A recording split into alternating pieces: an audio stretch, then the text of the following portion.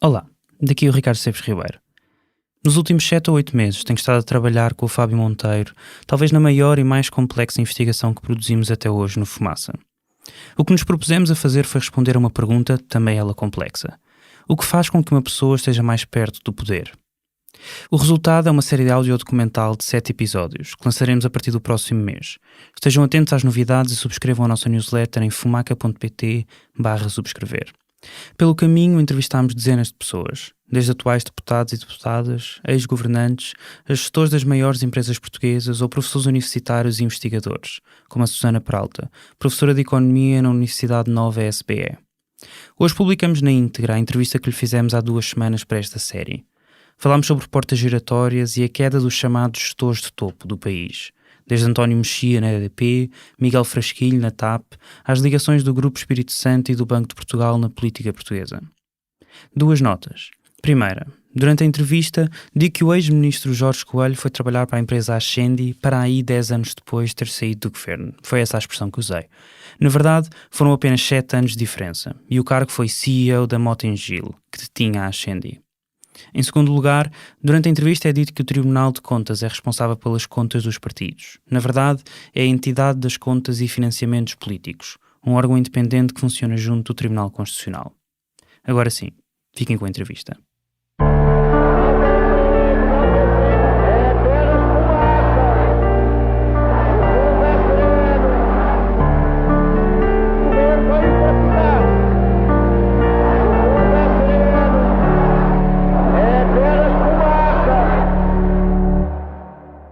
No início da semana passada, o Mexia, António Mexia, presidente da EDP, e João Manso Neto, presidente da EDP Renováveis, foram suspensos das suas funções à frente da maior empresa portuguesa. Pode-se dizer isso? Maior empresa portuguesa?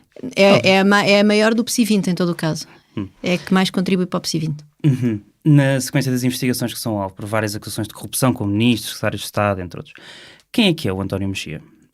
O António Mexia saiu, aliás, esta semana como é que se diz, uma história de vida, um perfil muito interessante no Observador, longo, que mostra que de facto é uma pessoa que foi evoluindo no mundo das empresas, sempre com muitas portas giratórias, não é? Entre a política e os negócios, e até é interessante que há uma parte em que explica que ele fazia parte do governo do Santana Lopes, depois o governo do Santana Lopes caiu, e depois, quando o José Sócrates é eleito primeiro-ministro, há uma parte em que a peça do Observador constata que o Mexia estava perdido, não é? Portanto, no fundo, o que é que agora vai acontecer a este jovem promissor?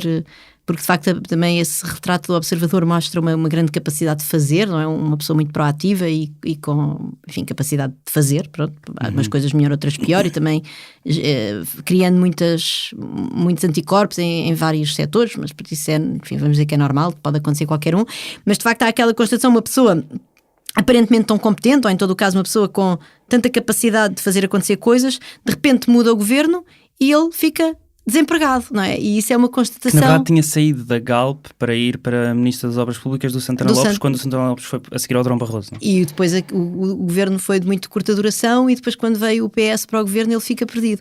E isso mostra exatamente a importância que em Portugal tem para estes grandes gestores de sucesso, vamos dizer assim, as ligações à política e estas portas giratórias entre o setor público e o setor privado, que são máquinas de conflitos de interesses.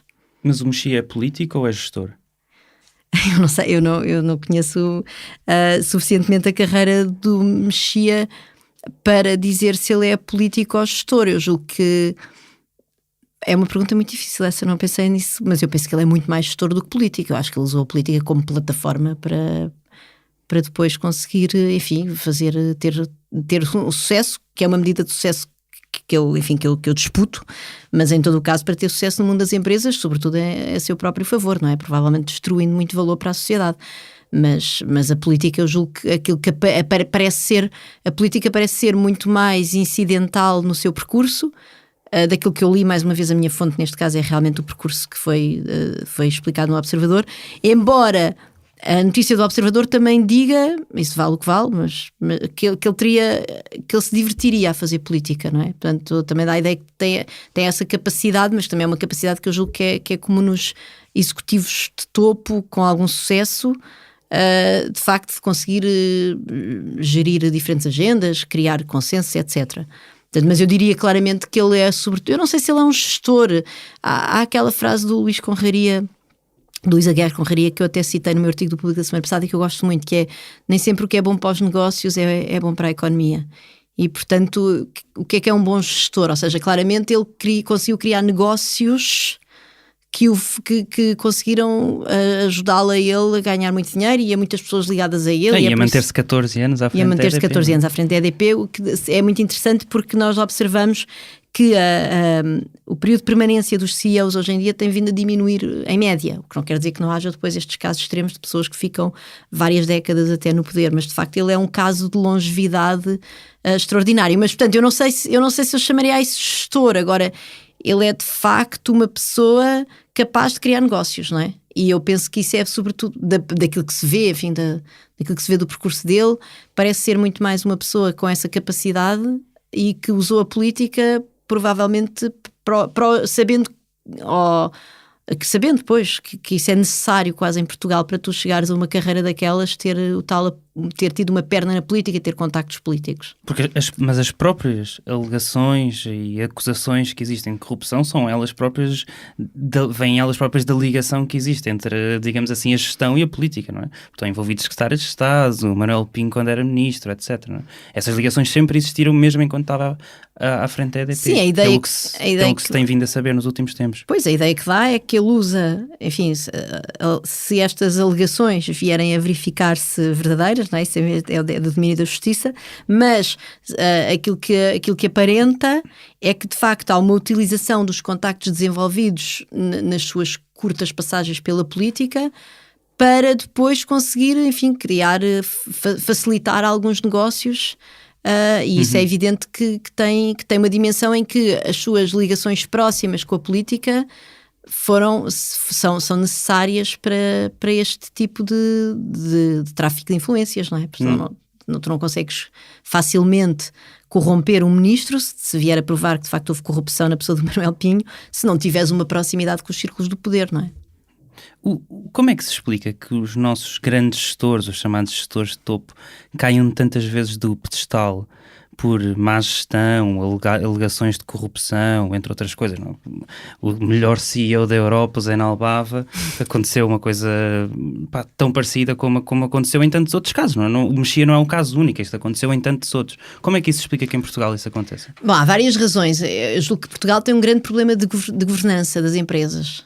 Portanto, é um país muito pequeno, em que tu observas que a governança das empresas está montada numa série de organismos de auditoria e de supervisão e de fiscalização que no fundo têm o objetivo de monitorizar o comportamento dos executivos, porque são pessoas com muito poder e até muitas vezes até não necessariamente por má intenção podem tomar atitudes e tomar decisões que estão no limite da legalidade, etc. Portanto, isto não sequer tem que ser para proteger as empresas das más intenções. Muitas vezes é para proteger as empresas das más intenções, mas não tem que ser. Na verdade, pode até ser para proteger as próprias pessoas, às vezes alguns espaços em falso que possam dar, mesmo sendo mais ou menos bem intencionadas. E eu julgo que em Portugal isso é uma coisa evidente, não é? Nós temos aqueles números assustadores dos acumuladores de cargos, que é algo que existe na literatura internacional e que mostra que as pessoas que acumulam cargos ou as empresas que têm estes órgãos de fiscalização compostos por muitas pessoas com muita acumulação de cargos acabam por ter uma fiscalização mais deficiente, e a razão é não só dos inúmeros conflitos de interesse que isso gera quando tu começas a acumular cargos em várias empresas com ligações entre si, como também pela simples razão de que as pessoas não têm tempo para tudo, não é possível, nenhum de nós consegue fazer mais do que... Tu escrevias que as pessoas não têm mais que 24 horas. Não têm mais do que 24 horas, portanto não é possível, não é? As pessoas podem estar demasiado ocupadas e reparam, um cargo de fiscalização é uma coisa difícil, não é? Tu tens de facto que ter momentos da tua semana, enfim, em momentos concentrados às vezes no ano, não tem que ser todas as semanas, mas em que de facto olhas para as decisões e escrutinas as decisões dos executivos, e isso demora tempo e consome recursos. Mas podes dar um exemplo? Alguém, um administrador ou uma administradora que tenha vários cargos que lembres agora? Havia um artigo na Sábado, não era? Sobre os acumuladores de cargos. Eu lembro-me, o Pais do Amaral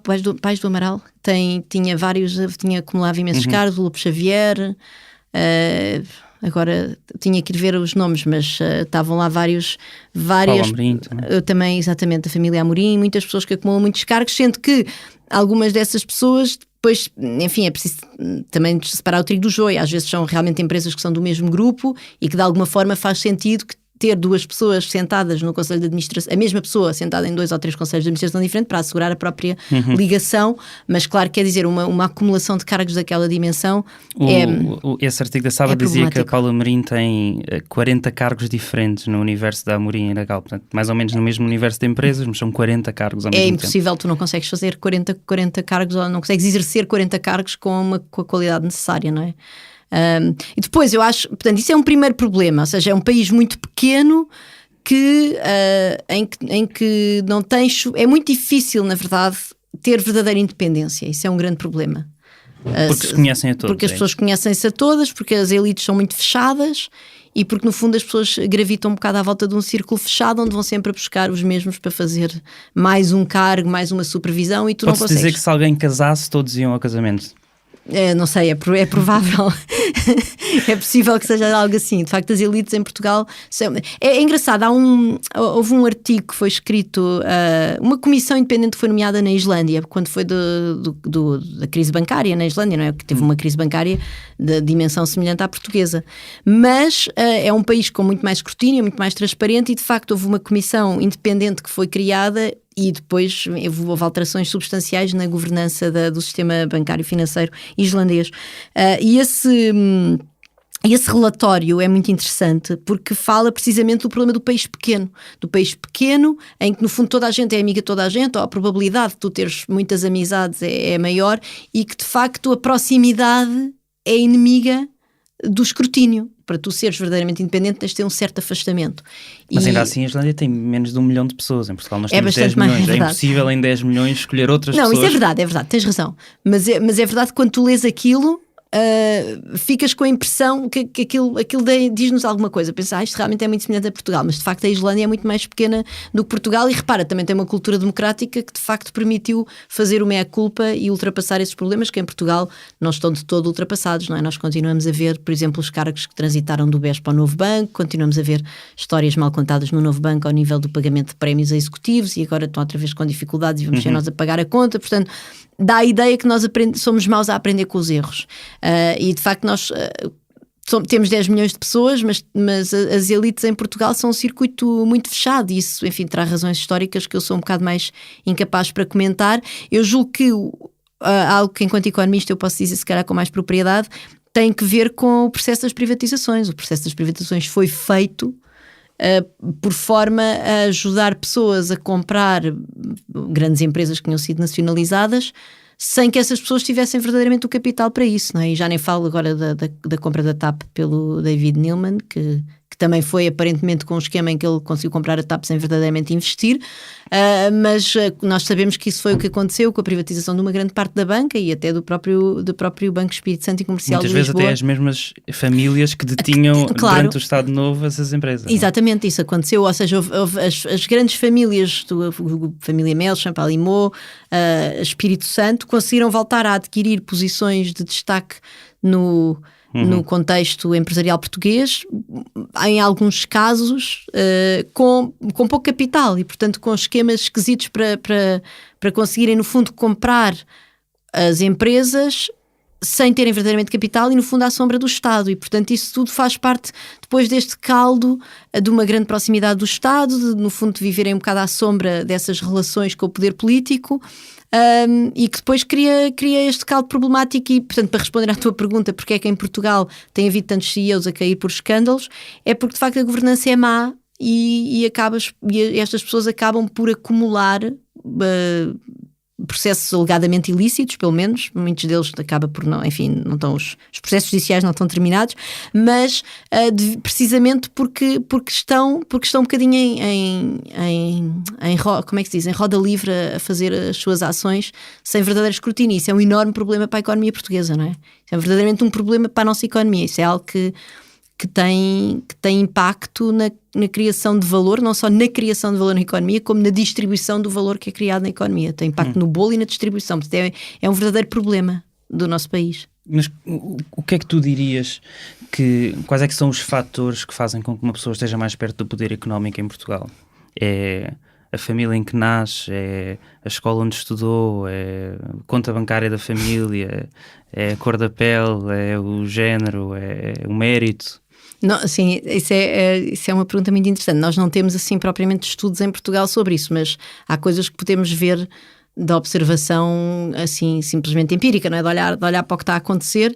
É evidente que a cor da pele e o género são determinantes para tu estares próximo do poder. Portanto, todos estes meios são meios maioritariamente masculinos e brancos. Isso é evidente. Depois é evidente também que há uma predominância dos nomes de família. Aliás, basta ver esta questão que nós aqui já abordámos do próprio processo de privatizações dos anos 90, ter ido buscar as famílias que tinham sido expropriadas no pós-25 de Abril, mostra que há esta permanência dos nomes de família e, portanto, isso mostra que as ligações familiares são muito importantes. E isso é algo que não é só em Portugal, ou seja, há uma literatura sobre os nomes de família, sobre até as dinastias políticas e sobre a importância que tem tu teres um determinado nome de família, como isso te pode ajudar, o apelido, como isso te pode ajudar numa carreira política. Enfim, há exemplo. O Presidente do Conselho Europeu, por exemplo, Charles Michel, era filho do Primeiro-Ministro belga. Foi Primeiro-Ministro e o pai era político. Não sei se o pai chegou a ser Primeiro-Ministro, mas seja como for, é filho de um político belga. O nosso atual Presidente tem um nome que vem do nosso último ditador, portanto. Sim, tens a família Soares, enfim, há muitas famílias da política em Portugal.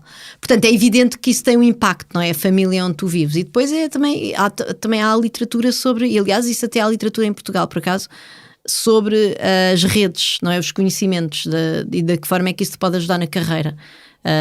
E há pelo menos um artigo que eu conheço, que ainda não está terminado, não está publicado, mas que eu conheço, de investigadores economistas portugueses que olham no fundo, para a coincidência, para em que momentos da tua vida é que tu coincidiste com certas pessoas em certas empresas, porque nós temos informação para isso, e com isso conseguem ver que de facto isso tem um impacto na tua carreira. E portanto isso é um facto. Esta coisa das redes e das pessoas viverem em redes e das redes em que tu vives terem um impacto no teu sucesso profissional é algo que é conhecido que é um fenómeno que é global e que está documentado e quantificado nas várias economias. Mas em Portugal, sendo o tal país pequeno, sendo um país, se calhar, com pouca cultura de escrutínio, sendo um país em que as elites funcionam um bocadinho em modo fechado, é pior. Portanto, eu diria que todos esses fatores têm, obviamente, um impacto na tua probabilidade de sucesso na vida. Há bocado tu falavas sobre portas giratórias. Podes explicar o que é isso?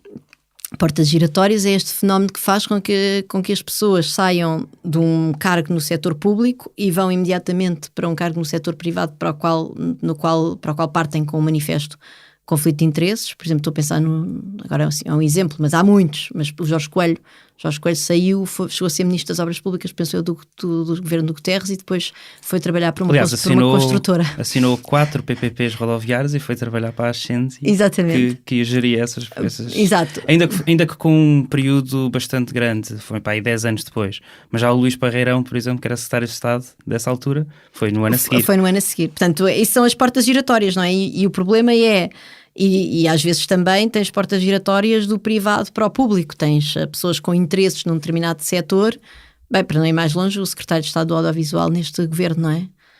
São pessoas que têm interesse num determinado setor, interesses privados, são empresários daquele setor, e depois vão trabalhar para o governo com alguma espécie de jurisdição sobre esse mesmo setor. Isto não quer dizer, isto é uma coisa que eu acho que era super importante nós percebemos em Portugal, porque isto ia desanuviar o debate. Isto não quer dizer que estas pessoas sejam desonestas. Eu não estou a dizer que o Nuno Artur Silva é desonesto ou que ele sequer que ele vai usar o cargo para favorecer a sua empresa. Não, de maneira nenhuma. Pode ser, pode não ser. Dele, e tu falar dele. Isto é um problema genérico de desenho de instituições. Ou seja, todos os seres humanos têm momentos em que, consciente ou inconscientemente, caem em tentação, não é? De fazer coisas para beneficiarem si próprios ou aqueles que lhes são próximos. Enfim, há pessoas que fazem isso de maneira mais mal intencionada e depois há outros que acabam por fazer isso às vezes sem reparar. E, portanto, o que tu deves fazer é desenhar instituições que tentem ao máximo minimizar as situações em que tu estejas perante este dilema. E esse é o problema das portas giratórias. É um problema de quando tu tens pessoas que vão do setor público para o setor privado em domínios que se sobrepõem, ou vice-versa, crias conflitos de interesses, crias possibilidades de as pessoas usarem a sua influência no setor público para favorecerem os seus negócios privados ou os negócios privados dos seus próximos. E, portanto, tu tens de desenhar. O conflito de interesses não é um problema das pessoas e não é um ataque às pessoas individuais. É simplesmente uma questão de dizer é um desenho de instituições que nos protege ao máximo, número 1, de pessoas eventualmente mal intencionadas, e número 2, de pessoas extremamente bem intencionadas, mas que no momento da vida, mesmo sem repararem, acabam por favorecer os seus interesses privados. Mas ainda assim é legal. Por exemplo, Maria Luísa Albuquerque saiu de Ministra das Finanças, foi trabalhar para a Arrow Global e não cometeu nenhuma ilegalidade ao fazê-lo, não é? Devia ser ilegal isso acontecer? Devia estar escrito na lei que isso não era possível? Eu julgo que há coisas que são evidentes e que deviam estar escritas na lei, não é? Que tinha que haver períodos de nojo para tu transitares para o setor privado. Mas existe períodos de nojo, mas como a Maria Luísa Albuquerque não fez, não esteve envolvida em nenhuma privatização com a Arrow Global, ou não houve nenhum benefício fiscal diretamente entregue à Arrow Global, então não estava contida nessa definição. Não, eu sei, há uma lei das incompatibilidades, mas depois acaba por ter uma interpretação sempre um bocadinho lata. Mas é assim, há várias coisas que nós devíamos fazer. Uma das primeiras coisas que nós devíamos fazer era as declarações de interesses, não é? Por exemplo, quando tu pensas na Assembleia da República, o facto de nós, para consultarmos, se eu quiser consultar os rendimentos obtidos, as declarações de interesses dos deputados ao Parlamento Europeu, vou lá à página, clico no José Guzmão e tenho lá todas as suas participações em empresas, se ele tem rendimentos extra ou não tem, está lá tudo. Se eu quiser fazer isso aqui no Parlamento Português, tenho que ir ao Tribunal Constitucional e nem sequer posso levar, tenho que estar a passar à mão, não é? Portanto, é alguma coisa que está feita no fundo para cumprir a lei de uma maneira puramente formal, que no fundo não facilita verdadeiramente o escrutínio. Portanto, isso é um problema, ou seja, nós devíamos ter sempre devíamos ter uma cultura muito maior de transparência, de disclosure, a palavra em inglês é a melhor de todas, não é? Que é tu revelares eventuais conflitos de interesse. Publicitares até mais. Publicitares, exato, é uma questão de publicitar. Isso é algo que nos falta. Relativamente ao caso da Maria Luísa Albuquerque, eu julgo que também nós devíamos ter, para além da lei, se nós tivéssemos códigos de conduta e sobretudo se nós tivéssemos uma cultura cívica que acabasse por penalizar essas pessoas na reputação, no caso do Durão Barroso, não é? Que foi para a Goldman Sachs, saído diretamente de Presidente da Comissão Europeia. Mas repara, isso, por exemplo, na Comissão Europeia, havendo registro das reuniões, isso acabou depois por vir a lume que ele tinha feito reuniões com os responsáveis da Goldman Sachs enquanto ainda era Presidente da Comissão. De ser ilegal ou não, de uma certa forma, é quase secundário. Mas o facto de haver transparência sobre isso e de facto ter havido um esforço do seu sucessor na Comissão para trazer isso a lume, já é em si um gesto em favor da democracia que eu acho que é bastante relevante. Portanto, eu diria que provavelmente temos de melhorar a lei, certamente a lei dos interesses dos deputados, a lei do lobby, há muita coisa que está por regular, as próprias sociedades de advogados, ou seja... Tudo isso nós não temos verdadeiramente um enquadramento legal satisfatório e equivalente àquele que existe nos outros países europeus ou numa parte dos outros países europeus. Em primeiro lugar, devíamos ter códigos de conduta mais estritos que vão para além da própria regulação legal e depois devíamos ter uma cultura cívica que apontasse o dedo a essas pessoas e que no fundo lhes criasse um custo reputacional que pelo menos elas soubessem que não iam conseguir voltar a servir... a servir a coisa pública a partir de um deslize desse tipo. E isso são muitas coisas que faltam em Portugal. O caso do Mário Centeno é um caso desses? Então, Mário Centeno, eu vou fazer a minha declaração de interesse já agora, porque eu conheço bem o Mário Centeno, enfim, é um colega antes de ele ser ministro e por quem eu tenho bastante apreço e tenho uma relação pessoal razoavelmente cordial, não, aliás, muito cordial e até, enfim, por isso, enfim, eu, quando falo do Mário Centeno tenho alguma dificuldade por causa disso. É uma pessoa por quem eu tenho um respeito intelectual muito grande. Eu acho que ele é um ótimo economista e considero um homem verdadeiramente com muitas qualidades e também admirei o trabalho dele enquanto ministro, embora tenha, enfim, obviamente limitações a apontar ao trabalho dele, mas julgo que ele também ajudou o país numa época difícil. Isto tudo dito, e feita a minha declaração de interesses relativamente ao Mário Centeno, eu julgo que a forma como ele passa do Ministério para o Banco de Portugal, quase de um dia para o outro, não é? Portanto, demite-se do governo. Quando ele anda há 1 ano e meio a alimentar uma espécie de tabu que não é quer dizer, que não faz jus à qualidade humana e intelectual dele, porque realmente queria a todo o custo ser governador, enfim, pelo menos era aquilo que isso já sugeria, aquela alimentar o tabu, e agora revelou-se perfeitamente. Portanto, eu infiro, penso eu com bastante propriedade, que o seu comportamento ao longo deste ano e meio foi sempre neste sentido de vir a ser governador. A forma como ele sai do governo, como é nomeado pelo primeiro-ministro poucos dias depois para ser governador do Banco de Portugal, a mim parece-me um caso óbvio, não é de portas giratórias entre o setor público e o setor privado. De facto, estamos na esfera do setor público. Agora, o Banco de Portugal é um dos reguladores mais importantes da nossa economia, da nossa sociedade. E, aliás, há um trabalho interessante da Susana Coroado, que é uma pessoa que fez a sua tese de doutoramento no Instituto de Ciências Sociais, que fala precisamente da independência dos reguladores do setor financeiro. E ela vai estudar e mostra que, de facto, nós temos um enorme problema de independência dos reguladores.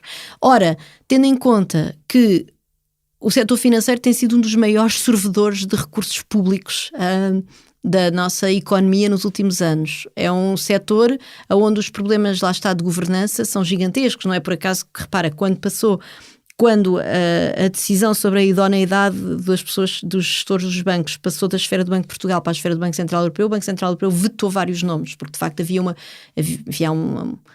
cultura, lá está, de compadrio e de amiguismo e de facilitismo em Portugal, que acabou por felizmente, o Banco Central Europeu conseguir pôr alguma mão nisso.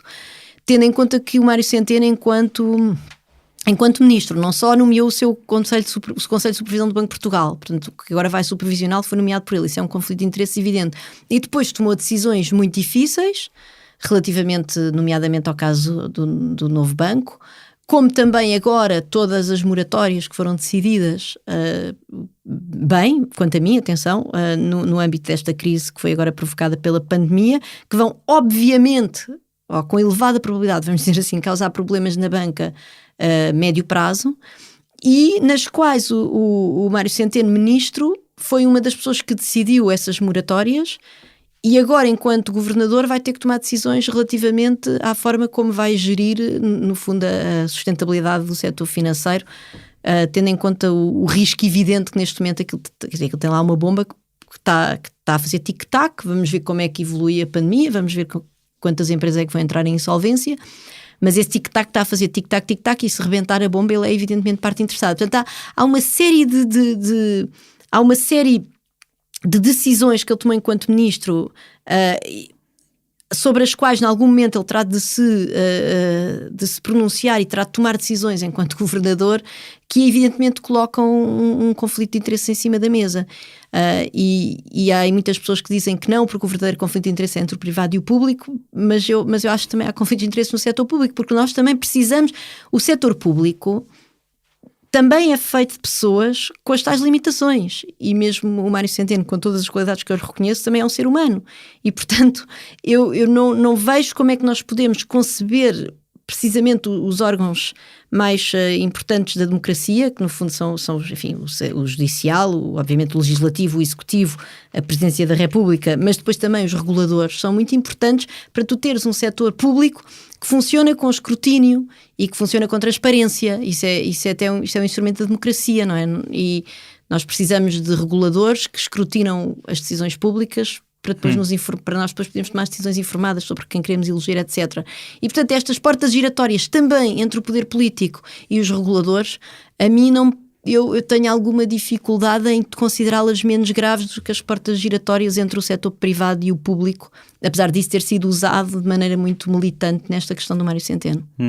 No mesmo dia em que o Mário Centeno confirmou a demissão, foi aprovado na Generalidade, na Assembleia da República, um período de nojo de 5 anos para a nomeação do Governador do Banco de Portugal, para quem tenha desempenhado funções no Governo, na banca ou em consultoras.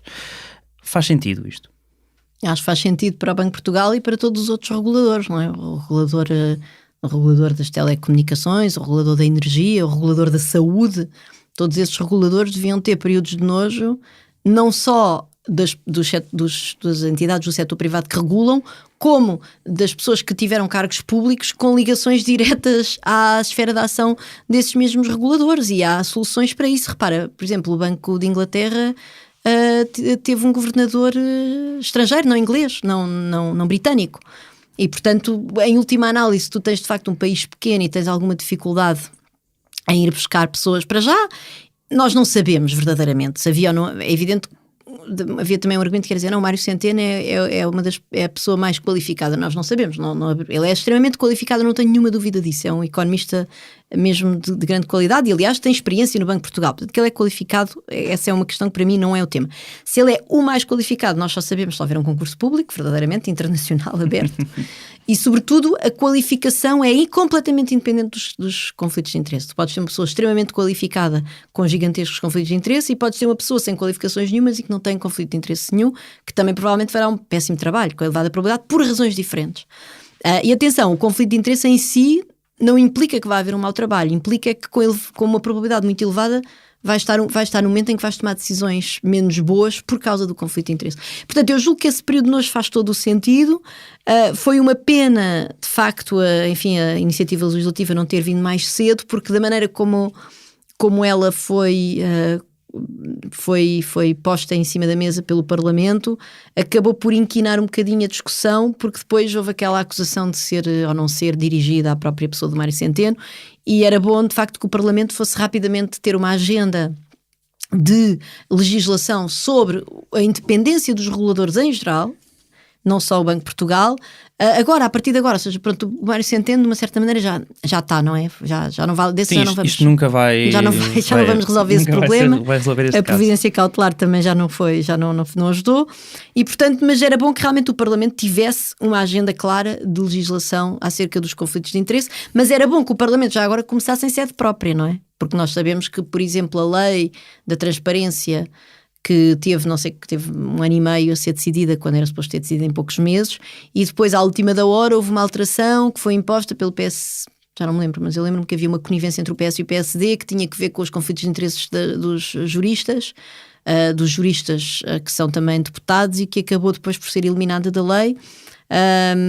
E portanto isso mostra que o Parlamento devia começar por legislar em sede própria, ou, não sei se começar, mas devia claramente legislar não só em sede própria, como também nesta questão dos reguladores. A transparência e a integridade acha que deve existir uma entidade, independentemente ao Poder Executivo, ao Parlamento, aos governos, etc., que faça essa decisão sobre conflitos de interesse? Achas que isso faz sentido? Eu acho que sim, evidentemente, porque quer dizer, o Parlamento e as restantes instituições a decidirem em sede própria, isso é por si mesmo um conflito de interesses, portanto é sempre um problema. E repara, nós temos supostamente, por exemplo, as contas dos partidos, vamos olhar para as contas dos partidos, nós sabemos que isso está debaixo da alçada do Tribunal de Contas, não é? Tribunal de Contas. E nós, quer dizer, nós temos entrevistas da pessoa responsável por isso a dizer que não tem simplesmente recursos, que não tem pessoas para conseguir escrutinar as contas dos partidos. Nós temos a Autoridade Nacional contra a Corrupção, que na verdade não tem verdadeiramente pessoal afeto, portanto o que tem é uma série de pessoas que fazem parte de outros organismos, não só do Tribunal de Contas como de outros, que depois estão parcialmente afetos a essa autoridade.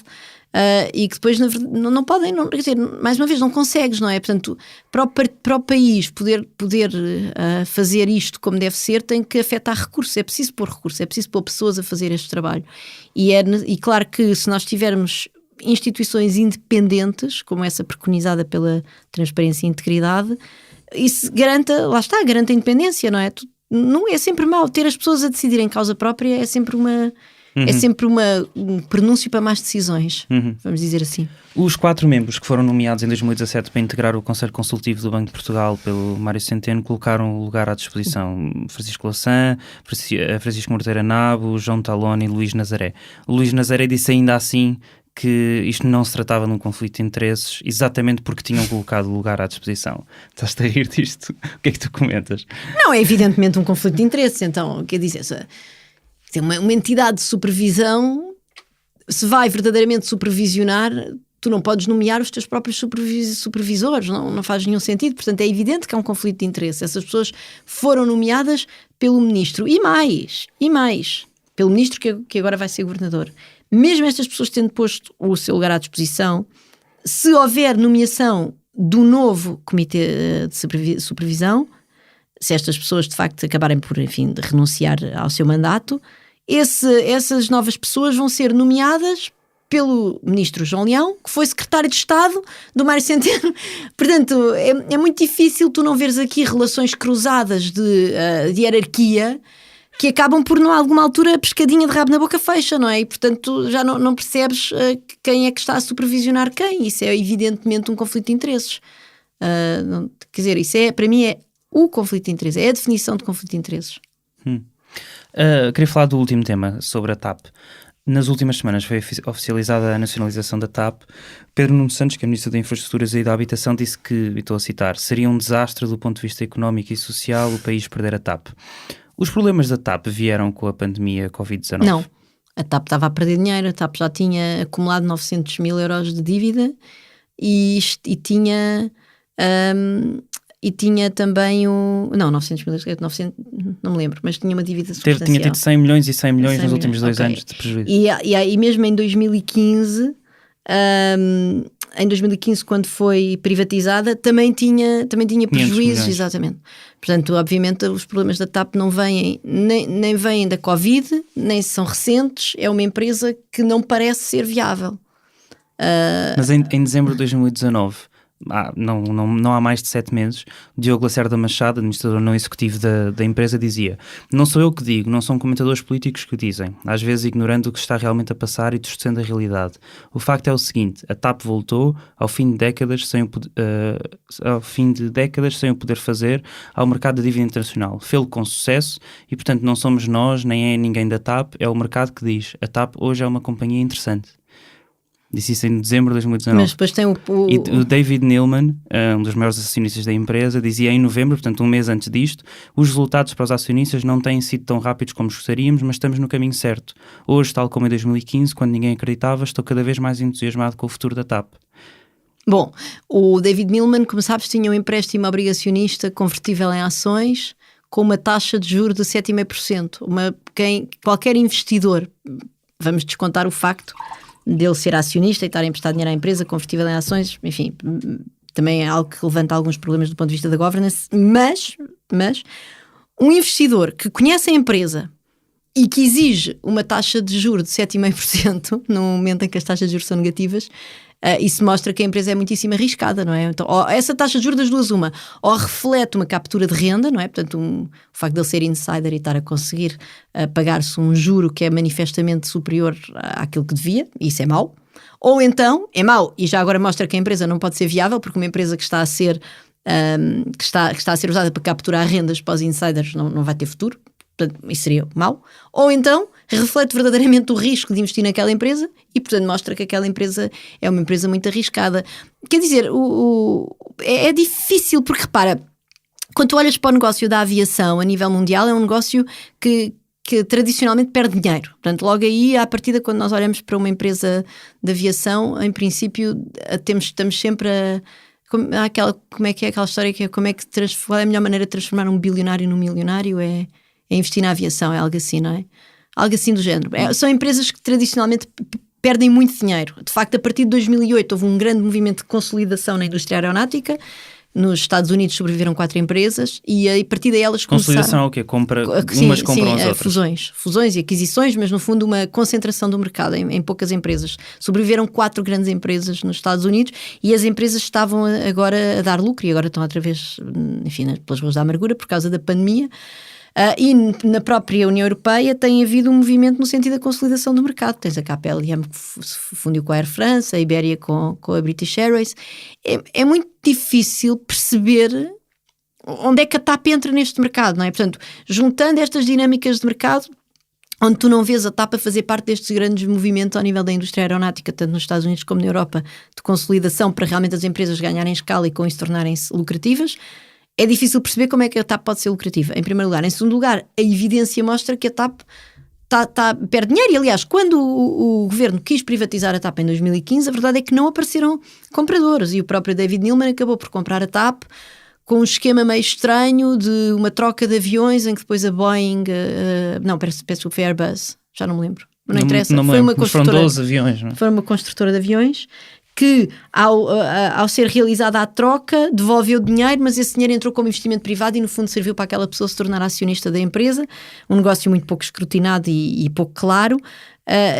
E ao que parece, que eu li nos jornais, o governo da época quis ir um bocadinho perceber isso, mas depois acharam que era demasiado arriscado porque tiveram tanta dificuldade em vender a TAP que dificilmente então encontraríamos comprador para a TAP.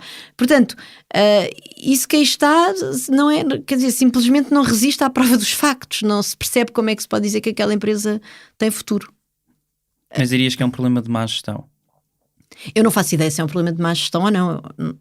Eu acho que há um problema da própria dinâmica do mercado, ou seja, o mercado aeronáutico é um mercado que exige escala. Quer dizer, existe escala, ou então tens low cost, ou então tens pequenas companhias regionais, mas mesmo essas companhias regionais são muitas vezes subsidiárias dos grandes grupos consolidados.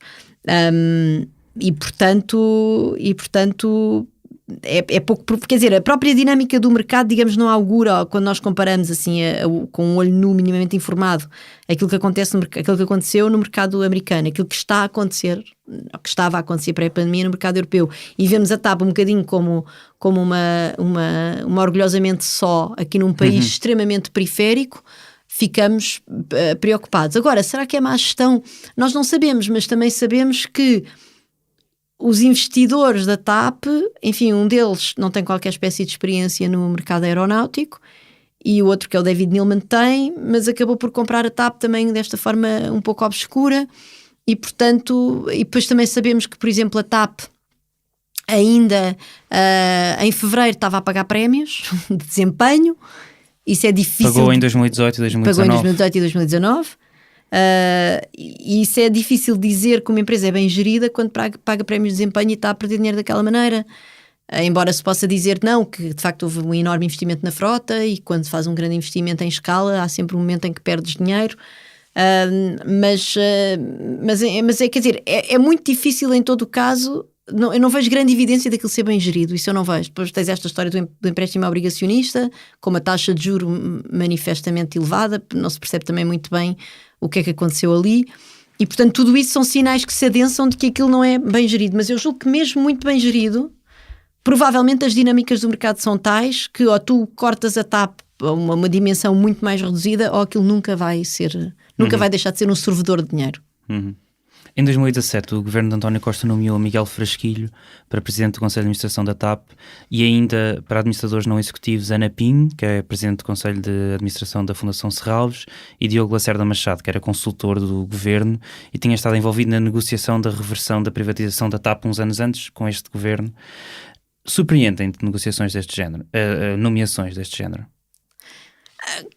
Pois, é estranho, não é? Porque repara, nenhuma dessas pessoas tem verdadeiramente experiência no negócio, não é? No mercado aeronáutico. Portanto, eu percebo que o governo possa...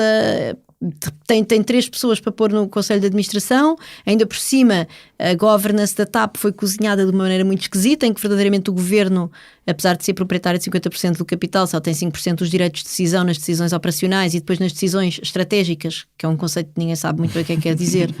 Aí já tem verdadeiramente os 50%, mas é uma coisa meio estranha. Não sei se tu vias The Office, mas em The Office também houve uma altura em que o Jim estava com as coisas operacionais do dia-a-dia e o agora não me lembro do outro, estava com as coisas estratégicas. E não fazia nada, não tinha nada para Nenhum deles fazia nada, na verdade. Exatamente. Pois, não, vi o The Office, sim. Mas, portanto, é estranho, não é? Porque é que o governo não nomeou... Ou seja, sabíamos que a empresa estava a perder dinheiro, sabíamos que a empresa foi difícil de privatizar, que não houve verdadeiramente investidores interessados. Como é que o governo não vai procurar buscar alguém que tenha conhecimento dessas 3 pessoas, não era preciso serem as 3, mas pelo menos uma ou 2, que tenha conhecimento do negócio aeronáutico, que é um mercado extremamente difícil. Aliás, há um número muito interessante que é, imagina, desde os anos 60 até 2010, uma coisa assim, o lucro combinado da indústria aeronáutica nos Estados Unidos tinha dado para comprar 2 jumbos. Portanto, o lucro combinado, tens empresas lucrativas, mas a quantidade de empresas a perder dinheiro é tanta que a indústria em si sempre é um buraco. A indústria aeronáutica foi sempre um buraco, a não ser no pós-2008 nos Estados Unidos, com o movimento de consolidação. E, portanto, sabendo nós isso, que é uma empresa, que é uma indústria muito difícil, que nós temos uma localização geográfica esquisita, não somos muito centrais, não é? Que a empresa já é problemática numa indústria problemática, que na Europa se está a criar um movimento de consolidação que está a criar gigantes, como a KPLM, a Air France e o grupo, que não me lembro do nome, mas é o grupo da British Airways e da Iberia, que são países muito maiores, com uma dimensão do mercado muito maior, muito mais centrais no contexto da geografia europeia. Nomear essas pessoas que não têm, enfim, que não têm currículo neste domínio é estranho, é muito estranho, mostra que aquilo não é muito levado a sério, ou então que de facto é um bocado ter a TAP, porque temos de ter a TAP, esta história da companhia de bandeira, e assim é que eu tenho muita dificuldade em perceber. Passos Coelho, ex-primeiro-ministro e que era líder do PSD na altura em que isto aconteceu, é que estas nomeações aconteceram, disse: isto é uma pouca vergonha, não tem uma outra classificação. Portanto, nomear, ele está a falar na nomeação do Diogo Lacerda Machado, e fica tão mal a quem nomeia como quem aceita. Tu concordas? Concordo, claro, é evidente. É uma pouca vergonha. Não sei, que fica tão mal a quem nomeia como a quem aceita, sobretudo essa parte. Ou seja, eu julgo que é importante nós colocarmos o ónus da seriedade tanto nas pessoas que de facto fazem as escolhas, como nas pessoas que aceitam fazer esse tipo de trabalho. O Diogo Lacerda Machado, que terá certamente as suas qualidades, não tenho quaisquer, não tenho nenhuma razão para duvidar disso, mas é um advogado da área de negócios, deve ser ótimo a fazer o seu trabalho, não há nenhuma dúvida, mas o que é que ele sabe do negócio da aeronáutica para se meter numa empresa tão difícil ainda por cima, não é? Portanto, eu, enfim, vou concordar com o Passos Coelho. O Miguel Frasquilho, falando do Miguel Frasquilho também, que também foi deputado, foi secretário de Estado do Tesouro e das Finanças. Mais uma vez, tal como falávamos no início da conversa sobre o Mexia, em Portugal parece não haver grandes diferenças entre o que é ser gestor e o que é ser político, não é? Porque todas as pessoas podem ser tudo e às vezes se calhar a mesma coisa ao mesmo tempo, não é? Sim, é verdade. O Miguel Frasquilho, já agora, a declaração de interesses, eu conheci-o nos nossos tempos da Católica, embora ele seja um pouco mais velho do que eu, mas é uma pessoa, enfim, que eu conheci nessa altura. Mas de facto é alguém que começou já agora a sua carreira no Grupo Espírito Santo e que depois deu o salto para a política e depois foi para a ICEP. Para a ICEP. E depois já está na TAP. Não só está na TAP, está no Conselho Consultivo da João Mata, corretores e consultores de seguros, é docente na Universidade Católica Portuguesa, é membro do Comitê de Marketing e Financiamento do Comitê Olímpico de Portugal, portanto também mais um acumulador de funções. É mais um acumulador de funções. Pois, com todas as suas qualidades, é difícil tu perceber, é difícil, e repara, mais uma vez, para a TAP, o Miguel Frasquilho tinha a experiência. Eu devo dizer que dos três é aquele que tem uma experiência que a mim parece talvez mais relevante, porque de facto tinha a experiência da ICEP e portanto tinha a ideia da internacionalização, da exportação, da economia portuguesa, e aí eu admito que poderia ter um papel a dizer se realmente o governo está a investir na TAP por causa dessa dimensão estratégica. Eu até julgo que dos três é claramente a pessoa que faria mais sentido estar no Conselho de Administração da TAP. Mas é mais um exemplo de uma pessoa que foi fazendo uma carreira saltando entre a política e o mundo dos negócios, embora eu deva dizer que enfim, não vou compará-lo, não vou de maneira nenhuma pô-lo no saco onde está o Mexia e outros gestores de alto gabarito que de facto fizeram, enfim, que ganham vários milhões, que aliás estão nas contas públicas dessas empresas, e o Miguel Frasquilho não me parece ser o caso, e até devo dizer que ele se manifestou contra o pagamento dos prémios de desempenho, embora não pudesse fazer nada porque lá está, só tinha as decisões estratégicas, não tinha as decisões operacionais. Portanto, parece-me que apesar de tudo, enfim, é um caso menos gritante talvez de tentativa ou de possibilidade de usar toda essa esfera de influência para ganhos privados. Não lhes são conhecidos assim salários de CEO de milhões, não é? O que não quer dizer que não tenha na mesma, ao longo da sua carreira e com estas várias portas giratórias, acabado por chegar a momentos em que teve conflitos de interesse. É difícil não ser o caso. Estavas a lembrar que o Miguel Frasquilho fez parte do Grupo Espírito Santo, tal como o António Mexia também. Não devíamos já ter percebido que isto corre mal? Eu acho que sim, eu acho que nós já devíamos ter percebido que isto corre mal. Aliás, o Grupo Espírito Santo, repara, aquilo que aconteceu com o Grupo Espírito Santo é fascinante, porque mesmo o Zé Nalbava, de quem nós também falámos, também foi peão do grupo, foi enfim, do domínio ou da entrada do Grupo Espírito Santo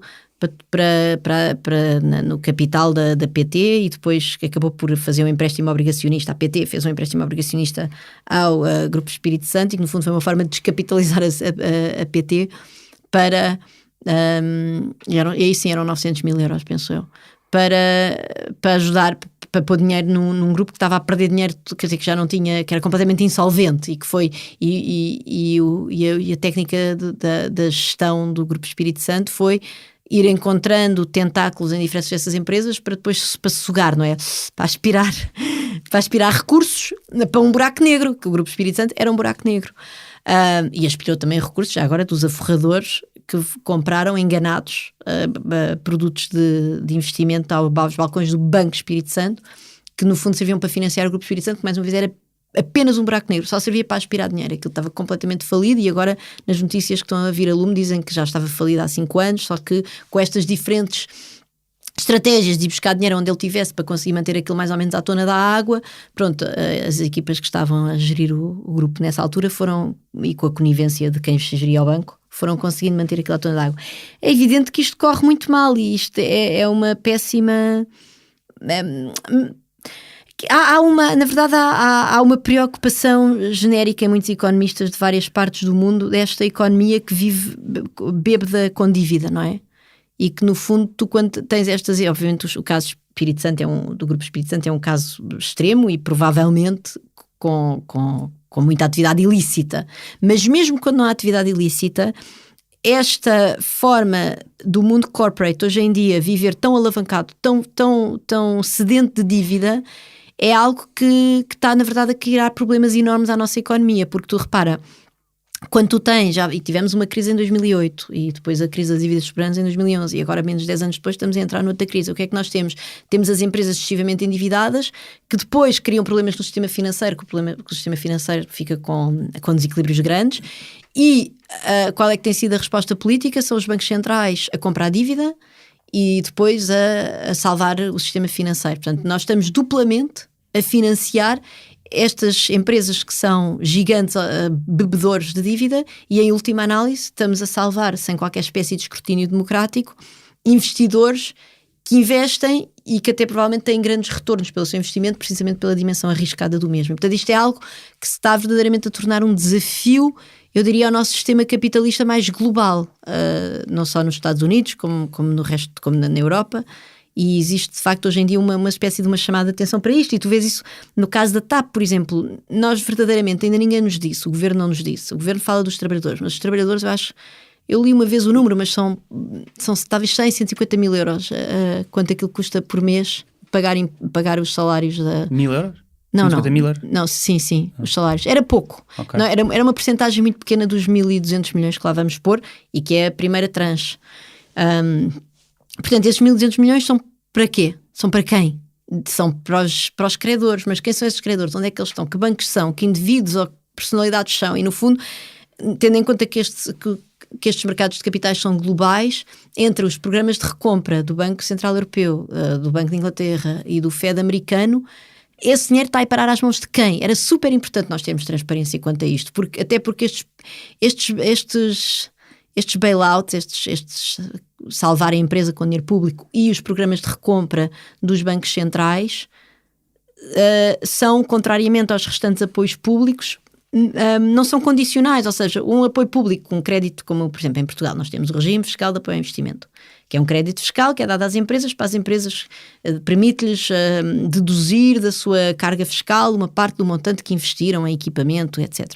Mas quer dizer, a lista das empresas, mal ou bem, que beneficiaram disso, a EDP aliás é uma das que mais beneficiou, mas está na página da autoridade tributária, portanto é escrutinável, e o governo, quando escreve a lei, escreve vamos beneficiar estes setores, porque são por razões, pronto, está na lei, é escrutinável, muito mais escrutinável do que estes programas de compra de dívida, que acabam por ser simplesmente dinheiro a ser deitado na economia, e nós não sabemos às mãos de quem é que ele vai parar, embora o Banco Central Europeu, por exemplo, está a querer agora começar ter alguma condicionalidade na dívida que compra. A Christine Lagarde veio falar disso, penso que a semana passada, por causa desta enorme preocupação. E, portanto, é evidente que eu diria que é um problema de sistema do próprio capitalismo que vive, de facto, de uma forma excessivamente alavancada com a dívida privada, sobretudo a dívida das empresas. Depois também temos a dívida das famílias, que em Portugal é um grande problema, mas que também é muito ligado, enfim, a uma realidade de salários baixos, etc. E também do próprio comportamento da banca, mas isso é outro debate. Mas que se nós quisermos pensar na dívida das empresas, é de facto um problema sistémico, eu diria, do capitalismo. É algo que nós, em alguma altura, e sobretudo com esta frequência das crises, não é? O século XXI está a ser terrível do ponto de vista das crises que sucedem, vamos ter que pensar nele coletivamente, é um verdadeiro problema. Pois a isso junta-se uma dimensão do capitalismo português, que é de facto um capitalismo esquisito, que eu nem sei se é capitalismo verdadeiramente. Bom, é certamente capitalismo, mas não é mercado. É capitalismo, não é? É o capital, não é o mercado não é isso. Aquilo é uma exploração de rendas, portanto são pessoas, grupos de pessoas que se apoderam de partes da nossa economia, de negócios, lá está, de empresas ou grupos de empresas, para conseguirem verdadeiramente ter ganhos privados. No fundo, é um sistema puro rentista, de captura de renda, não é? E quando tu estás numa economia de captura de renda, a renda, por definição, não cria valor. É um excedente que alguém está a lutar para conseguir capturar, e neste caso está a ser pago por nós, porque repara, nós já pusemos 25 mil milhões na banca, o novo banco aparentemente está-se a preparar para nos pedir mais dinheiro, e de facto o que nós vemos é que mesmo estas pessoas, neste caso que surgiu agora do BES, muitas destas pessoas, se não a larga maioria, continuam a viver principescamente. É evidente que eles beneficiam da chamada presunção de inocência, mas até quando, não é? Entretanto já passaram 6 anos sobre os factos, e não há qualquer espécie não há qualquer espécie de perspectiva de recuperarmos uma parte daquele património para reembolsar o erário público e as pessoas que foram os famosos lesados do BES, etc. Portanto, há aqui uma dimensão que é muito... que a mim me deixa muito perplexa, não é? Que é, no fundo, os processos arrastam-se, as pessoas continuam a beneficiar de todo o seu património, a viver vidas verdadeiramente luxuosas, a ser nomeados para as empresas. A ser nomeados para empresas, alguns deles. Houve vários quadros do BES, aliás, que transitaram para o novo banco, embora nós também possamos depois pensar, que se calhar as pessoas um bocadinho mais abaixo na cadeia hierárquica não tinham acesso aos esquemas, não sabemos. Mas de facto há qualquer coisa de verdadeiro. Parece que isto está a saque, não é? Parece que é uma economia, que Portugal é uma economia a saque. Ou seja, na verdade é como. Há muito aquela história que se diz que os portugueses vivem vivem acima das suas possibilidades, mas já vivemos claramente abaixo das nossas possibilidades, porque temos um grupo, uma elite, um grupo muito pequeno de pessoas que vive muito, muito acima das suas possibilidades, e que vive muito acima das suas possibilidades porque usam mecanismos de poder económico e político, não é? E juntando até os dois de uma forma muito perversa, para de facto conseguirem sugar valor à economia. E isso isso para mim é uma tragédia do nosso país e das pessoas que vivem com baixos salários e da enorme pobreza e precariedade que anda por aí. Era preciso ir buscar, ou seja, o dinheiro existe, está lá, só que está a ser usado por estas pessoas que usam o poder para o capturar para si. Isso não pode ser. Esta entrevista foi preparada por mim, Ricardo Esteves Ribeiro, e pelo Fábio Monteiro. O Bernardo Afonso foi responsável pelo som.